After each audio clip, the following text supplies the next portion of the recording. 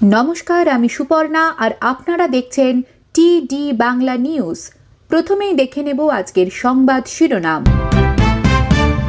সেপ্টেম্বরের মধ্যে এটিএমে বন্ধ হচ্ছে 500 টাকার নোট, কি জানালো সরকার? বিহারে 65 লাখের নাম বাদ, তবু কমিশনের কাছে জমা পড়ল না একটাও দলের অভিযোগ। শুয়োরের সঙ্গে কুস্তিতে নামবো না, বাছা বাছা বিশেষণে ফের কল্যাণকে আক্রমণ মহুয়ার। তেজস্বী যাদবের কাছে কি জাল ভোটার কার্ড আছে? নম্বরের গোলমালেই বাড়ছে বড় প্রশ্ন। বাংলাদেশে পাঠিয়ে দেবে, এনআরসি আতঙ্কে খাস কলকাতায় আত্মঘাতী বেসরকারি স্কুল কর্মী, অভিযোগ পরিবারের। মাদ্রাসার বিরুদ্ধে উঠল ভয়ঙ্কর অভিযোগ, এতদিন পর ক্ষোভে ফুঁসে উঠল ছাত্রছাত্রীরাই। বাংলাকে বাংলাদেশি ভাষা লিখল দিল্লি পুলিশ, অভিষেক বললেন এজন্য বিজেপিকে বাংলা বিরোধী জমিদার বলি। বাংলাদেশের নম্বর থেকে হোয়াটসঅ্যাপে আসতো লাগাতার ফোন, মধ্যরাতের ঘটনায় শিহরিত ব্যবসায়ী। একদম ঠিক ভাষাই ব্যবহার হয়েছে। বাংলাদেশি বিতর্কে ঠিক কি দাবি শ্রমিকের? এবার রেডি হয়ে যান, সঙ্গে রাখুন এই নথি। পশ্চিমবঙ্গে ভোটার তালিকা সংশোধনের নতুন নিয়ম। ফের বাংলাদেশ জলসীমায় আটক কাকদ্বীপের ট্রলার, বন্দি 14 মৎস্যজীবী। রাতে ভয়ঙ্কর বৃষ্টি, ঘন ঘন বজ্রপাত, আজও প্রবল দুর্যোগ, কাঁপাবে সব জেলা। বাংলার আবহাওয়ার মেগা আপডেট। প্রিয় দর্শক, এবার আসছি বিস্তারিত খবরে। সেপ্টেম্বরের পর থেকেই এটিএমে পাওয়া যাবে না 500 টাকার নোট। এই খবর প্রকাশ্যে আসতেই সাধারণ মানুষের মধ্যে শুরু হয়েছিল নতুন জল্পনা। সামাজিক মাধ্যমে এক বার্তাকে ঘিরেই তৈরি হয় এই সন্দেহ। অবশেষে যা নিয়ে মুখ খুলল সরকার। এই বার্তায় দাবি করা হয়েছিল ভারতীয় রিজার্ভ ব্যাংক 30 সেপ্টেম্বরের মধ্যে এটিএমের মাধ্যমে 500 টাকার নোট বিতরণ বন্ধ করার নির্দেশ দিয়েছে। যদিও কেন্দ্রীয় সরকারের তরফে বলা হয়েছে এই ধরনের কোনো নির্দেশ জারি করা হয়নি। প্রতারণামূলক ওই বার্তায় আরও দাবি করা হয়েছে যে 90% এটিএম 31 মার্চ 2026 সালের মধ্যে 500 টাকার নোট বিতরণ বন্ধ করে দেবে। এর মধ্যে 75% 30 সেপ্টেম্বরের মধ্যে 500 টাকা এটিএমে রাখবে না। আরও কি বলা হয়েছে ওই বার্তায়? এছাড়াও ওই মেসেজে দেশবাসীকে 500 টাকার নোট ব্যবহার না করার পরামর্শ দেওয়া হয়। ওই বার্তায় বলা হয়েছে ভবিষ্যতে এটিএম এর মাধ্যমে কেবল 100 ও 200 টাকার নোটই পাওয়া যাবে। এরপরই এই মেসেজ নিয়ে সরব হয়েছে প্রেস ইনফরমেশন ব্যুরোর ফ্যাক্ট চেক ইউনিট। তারা জানিয়েছে আরবিআই এমন কোনো নির্দেশ জারি করেনি, 500 টাকার নোট এখনও বৈধ। এক্সের একটি পোস্টে পিআইবির তরফে বলা হয়েছে সামাজিক মাধ্যমে ব্যাপকভাবে প্রচারিত দাবিটি অসত্য। জনগণকে এই ধরনের মিথ্যা তথ্য বিশ্বাস না করার পরামর্শ দেওয়া হয়েছে।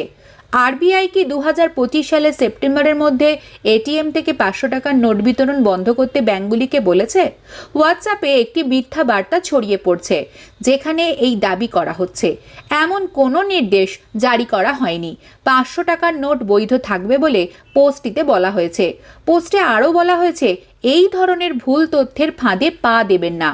এই তথ্য বিশ্বাস বা শেয়ার করার আগে সর্বদা সরকারি সূত্র থেকে প্রাপ্ত খবর যাচাই করুন। গত মাসে একই রকম একটি দাবি সোশ্যাল মিডিয়ায় ভাইরাল হয়েছিল। পূর্ববর্তী বার্তাটি হোয়াটসঅ্যাপেও ব্যাপকভাবে শেয়ার করা হয়েছিল।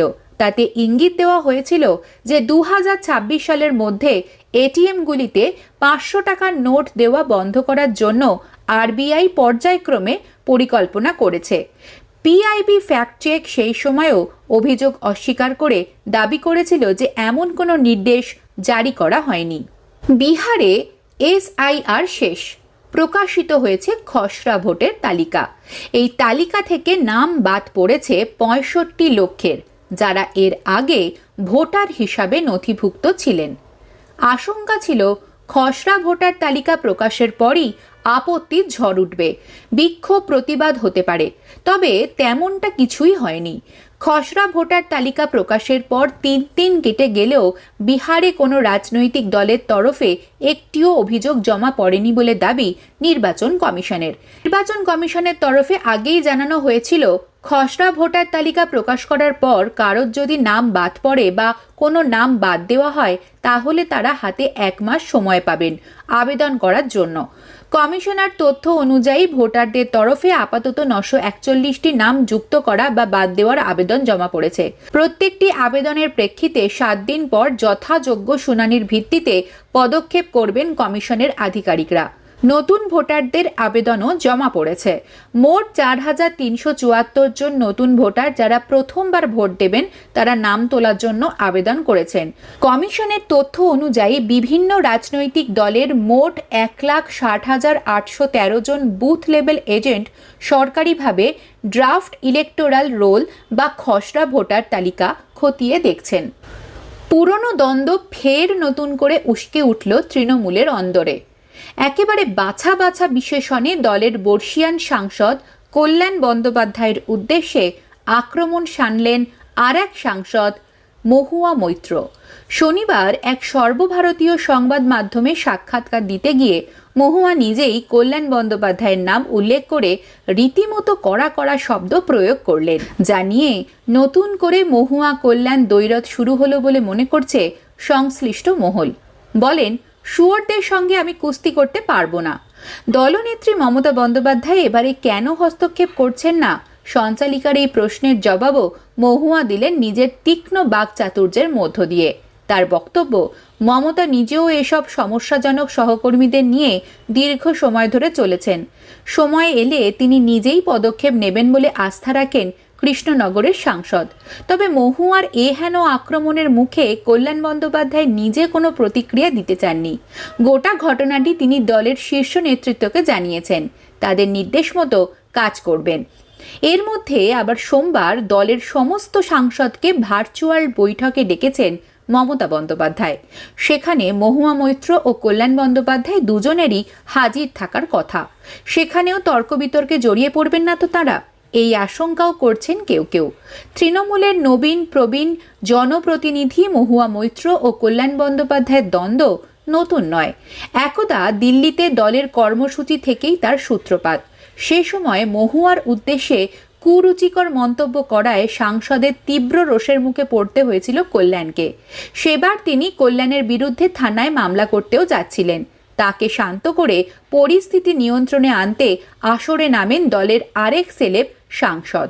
তাতে সাময়িক উত্তেজনা প্রশমন হলেও পরে মহুয়া দলকে চিঠি লিখে সবটা জানিয়েছিলেন। সেই চিঠি প্রকাশ্যেও চলে আসে। এবার সর্বভারতীয় সংবাদ মাধ্যমে সাক্ষাৎকার দিতে গিয়ে মহুয়া নিজেই কল্যাণের নাম উল্লেখ করে রীতিমতো বাছা বাছা বিশেষণ প্রয়োগ করলেন। শ্রীরামপুরের সাংসদকে নারী বিদ্বেষী, যৌন অসুখী বলে আক্রমণ করেন। এই মন্তব্য করেন, শুয়োরদের সঙ্গে কুস্তিতে নামতে পারবো না। মহুয়ার এই মন্তব্যের প্রতিক্রিয়া জানতে চাওয়া হয়েছিল শ্রীরামপুরের সাংসদ কল্যাণ বন্দ্যোপাধ্যায়ের কাছে। তিনি সরাসরি প্রতিক্রিয়া দিতে চাননি। গোটা বিষয়টি দলের শীর্ষ নেতৃত্বকে জানিয়েছেন, তারপর সেই মতো পরবর্তী পদক্ষেপ গ্রহণ করবেন। ভর্তির জন্য নেওয়া হচ্ছে দ্বিগুণ ফি। এছাড়া মুখ্যমন্ত্রীর স্বপ্নের প্রকল্প যে কন্যাশ্রী, সেই কন্যাশ্রী ফর্ম পূরণ থেকে নাম নথিভুক্ত করা পর্যন্ত নেওয়া হচ্ছে ইচ্ছে মতো টাকা। মালদহের চাচল 2 ব্লকের JHR সিনিয়র মাদ্রাসায় বাড়তি টাকা নেওয়ার অভিযোগ উঠেছে। সঙ্গে রয়েছে আরও ভুরি ভুরি অভিযোগ।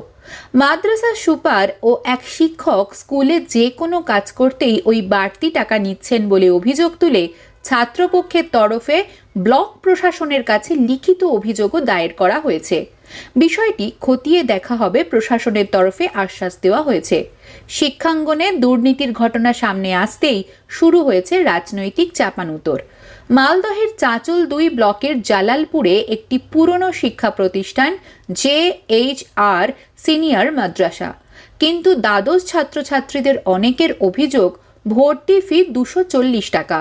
রসিদ 240 টাকা লেখা হলেও বাস্তবে ছাত্রছাত্রীদের কাছ থেকে নেওয়া হচ্ছে 500 টাকা।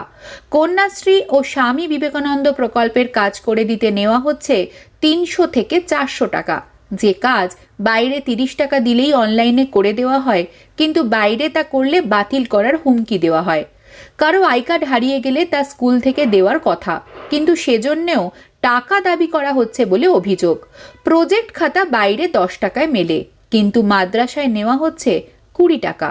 বাইরে থেকে প্রজেক্ট খাতা কিনলে তাকে নম্বর দেওয়া হবে না বলেও হুমকি দেওয়া হচ্ছে।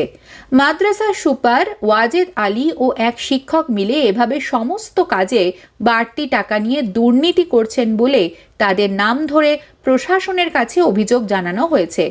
এক ছাত্রী বলেন, অবিলম্বে আমাদের বাড়তি যে টাকা নেওয়া হয়েছে তা ফেরত দিতে হবে। গোটা ঘটনা নিয়ে ছাত্রছাত্রীদের একাংশ ব্লক প্রশাসনের কাছে লিখিত আকারে অভিযোগ জানিয়েছে। এই বিষয় নিয়ে ওই মাদ্রাসার সুপারকে ধরা হলে তিনি কোনো প্রতিক্রিয়া দিতে চাননি। চাঁচল 2 ব্লকের বিডিও শান্তনু চক্রবর্তী বলেন, অভিযোগ খতিয়ে দেখা হচ্ছে। অপরদিকে বিষয়টি খতিয়ে দেখার আশ্বাস দিয়েছেন মালদহ তৃণমূলের সভাপতি তথা ওই বিধানসভার বিধায়ক আব্দুর রহিম বকশি। বাংলা ভাষাকে বাংলাদেশি তকমার অভিযোগকে কেন্দ্র করে তোলপাড় রাজ্য রাজনীতি। মুখ্যমন্ত্রী মমতা বন্দ্যোপাধ্যায়, সাংসদ অভিষেক বন্দ্যোপাধ্যায় এর প্রতিবাদে সরব হয়েছেন, কিন্তু গোটা ঘটনায় কোনো ভুল দেখতে পেলেন না রাজ্য বিজেপির সভাপতি শ্রমিক ভট্টাচার্য। তার দাবি, একদম ঠিক ভাষাই ব্যবহার করা হয়েছে। যা নিয়ে এত বিতর্ক, এক্স হ্যান্ডেলে দিল্লি পুলিশের সেই বিতর্কিত চিঠিটি পোস্ট করেছে রাজ্যের শাসক দল। তাতে উল্লেখ, বাংলা অনুবাদক দরকার দিল্লি পুলিশের, কারণ কয়েকদিন আগে দিল্লি পুলিশ বাংলাদেশি সন্দেহে 8 জনকে আটক করে। তাদের কাছ থেকে বেশ কিছু নথি বাজেয়াপ্ত করা হয়েছে, আর সেসব নথিগুলি বাংলা ভাষায় লেখা। সেসব নথির তথ্য যাচাইয়ের জন্য একজন অনুবাদক প্রয়োজন, আর সেই চিঠিতেই বাংলা ভাষাকে বাংলাদেশি ভাষার তকমা দেওয়া হয়েছে। এর প্রতিবাদে গর্জে উঠেছে বাংলার শাসক দল তৃণমূল। যে ভাষা ধ্রুপদী ভাষার তকমা পেয়েছে, যে ভাষায় বিশ্ববরেণ্য সমস্ত সৃষ্টিকর্ম রয়েছে, যে ভাষা দেশের অন্যতম অফিসিয়াল ল্যাঙ্গুয়েজ, তাকে বাংলাদেশি বলে তকমা দেওয়ার অর্থ সংবিধানকে অপমান। নিজের এক্স হ্যান্ডেলে এমনই মত প্রকাশ করেছেন বাংলার মুখ্যমন্ত্রী। এই ঘটনাকে অপমানজনক, সংবিধান বিরোধী, দেশ বিরোধী বলে দিল্লি পুলিশকে বিধেছেন মমতা বন্দ্যোপাধ্যায়। কিন্তু শ্রমিক ভট্টাচার্য দিল্লি পুলিশের কোনো ত্রুটি দেখতে পাননি। তার কথায়, আপনি বাংলাদেশের একটা বই এনে পড়ুন আর পশ্চিমবঙ্গের একটা বই এনে পড়ুন, আপনি নিজেই বুঝতে পারবেন কোনটা সুবোধ সরকার লিখেছেন আর কোনটা বাংলাদেশের শফিকুল ইসলাম লিখেছেন। ওই ভাষাটা পড়লেই বোঝা যায়। সুতরাং বাংলা ভাষায় কথা বললেই সে ভারতবাসী হয়ে যাবে, বাংলা ভাষায় কথা বললেই তার নামটা ভোটার লিস্টে রেখে দিতে হবে, এটা হতে পারে না। পরিকল্পিতভাবে বিভিন্ন জায়গায় নকল আধার কার্ড নিয়ে এখন ওরা বঙ্গভবনের মধ্যেও ঢুকে পড়ছে। দেশ জুড়ে সিএএ ও এনআরসি বিতর্ক চলাকালীনই পশ্চিমবঙ্গে শুরু হচ্ছে ভোটার তালিকার নিবিড় সংশোধন প্রক্রিয়া, যা স্পেশাল ইন্টেন্সিভ রিভিশন 2025 নামে পরিচিত।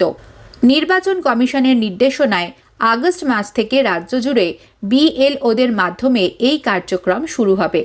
সম্প্রতি বিহারে ভোটার তালিকা সংশোধনে লক্ষ লক্ষ নাম বাদ পড়ার পর পশ্চিমবঙ্গেও একটা আশঙ্কা তৈরি হয়েছে, বিশেষ করে যাদের নথিপত্র অসম্পূর্ণ।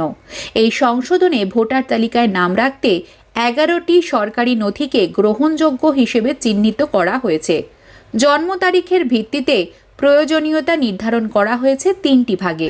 1 জুলাই 1987 আগে জন্ম হলে একটি নথি, 1 জুলাই 1987 থেকে 1 জানুয়ারি 2022 মধ্যে জন্ম হলে নিজের এবং বাবা মায়ের জন্য একটি করে নথি প্রয়োজন হবে।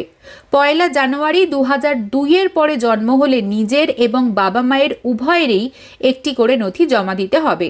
উপযুক্ত নথি না থাকলে বা তথ্যে অসঙ্গতি থাকলে অনেকের নাম তালিকা থেকে বাদ পড়তে পারে, তাই নাগরিকদের প্রয়োজনীয় নথি প্রস্তুত রাখার পরামর্শ দেওয়া হয়েছে। ইলিশ ধরতে গিয়ে ফের বাংলাদেশ জলসীমায় আটক কাকদ্বীপের একটি ট্রলার। কার্যত বন্দি ওই ট্রলারে থাকা মৎস্যজীবীরা। এই ঘটনায় স্বাভাবিকভাবেই উদ্বেগ ছড়িয়েছে মৎস্যজীবীদের পরিবারে। সপ্তাহখানেক আগে নামখানা থেকে গভীর সমুদ্রে ইলিশ ধরতে গিয়েছিল কাকদ্বীপের হারউড পয়েন্টের একটি ট্রলার। তার নাম FB পারমিতা। ওই ট্রলারে ছিলেন 14 জন মৎস্যজীবী।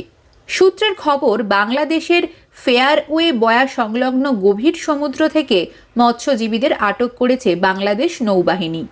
এদিকে সমুদ্রে টহল দেওয়ার সময় বানৌজা বিষখালী নামের বাংলাদেশ নৌবাহিনীর জাহাজ এফবি পারমিতা ট্রলারটিকে দেখতে পেয়ে আটক করে।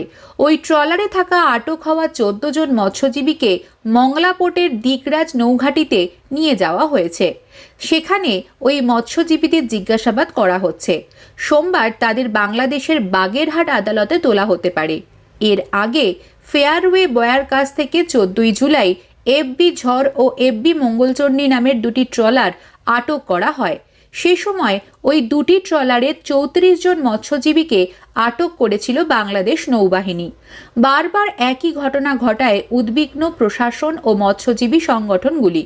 কয়েকদিন আগেই দু দেশের আন্তর্জাতিক জলসীমা নিয়ে মৎস্যজীবীদের সচেতন করতে কাকদ্বীপে একটি শিবির হয়। সম্প্রতি আটক হওয়া এফবি পারমিতা নামের ট্রলারের মৎস্যজীবীদের কিভাবে দেশে ফেরানো হবে তা নিয়ে বৈঠক চালাচ্ছে মৎস্যজীবী সংগঠনগুলি। ওই মৎস্যজীবীদের কোথায় রাখা হয়েছে তা নিয়েও নিশ্চিত নয় মৎস্যজীবীদের সংগঠনগুলি। এই খবর কাকদ্বীপে পৌঁছতেই কপালে দুশ্চিন্তার ভাঁজ ওই ট্রলারে থাকা মৎস্যজীবীদের পরিবারগুলিতে। পশ্চিমবঙ্গে আগামী কয়েকদিন বজ্র বিদ্যুৎ সহ প্রবল বৃষ্টির সতর্কতা জারি করেছে আলিপুর আবহাওয়া দপ্তর। বিহার ও উত্তরবঙ্গের ওপর সক্রিয় ঘূর্ণাবর্ত এবং মৌসুমী অক্ষরেখার প্রভাবে রাজ্যের আবহাওয়ার ব্যাপক পরিবর্তন হয়েছে। বিশেষ করে উত্তরবঙ্গের জলপাইগুড়ি ও আলিপুরদুয়ার জেলায় আগামী 48 ঘন্টায় অতি ভারী বৃষ্টির লাল সতর্কতা জারি করা হয়েছে। এছাড়া দার্জিলিং, কালিম্পং, কোচবিহার এবং উত্তর দিনাজপুর জেলাগুলোতেও ভারী থেকে অতি ভারী বৃষ্টির পূর্বাভাস রয়েছে, যা পার্বত্য অঞ্চলে ভূমিধসের কারণ হতে পারে। দক্ষিণবঙ্গের বীরভূম, মুর্শিদাবাদ, নদিয়া, পুরুলিয়া, পূর্ব ও পশ্চিম বর্ধমান, উত্তর ও দক্ষিণ 24 পরগনা জেলায় বজ্রপাত সহ হালকা থেকে মাঝারি বৃষ্টির সম্ভাবনা রয়েছে। বৃষ্টির তীব্রতা কিছুটা কমলেও তাপমাত্রা ও আর্দ্রতার বৃদ্ধি জনজীবনে অস্বস্তি বাড়াতে পারে। কলকাতায় আংশিক মেঘলা আকাশ এবং হালকা থেকে মাঝারি বৃষ্টির সাথে 30 থেকে 40 কিলোমিটার প্রতি ঘন্টা বেগে দমকা হাওয়া বইতে পারে। উত্তরবঙ্গের নদীগুলির জলস্তর বৃদ্ধি পাওয়ায় প্রশাসনকে সতর্ক থাকতে বলা হয়েছে।